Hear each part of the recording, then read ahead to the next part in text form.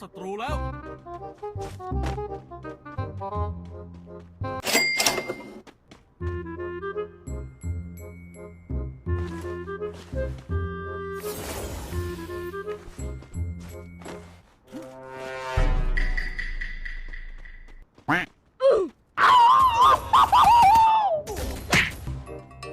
พบศัตรูแล้ว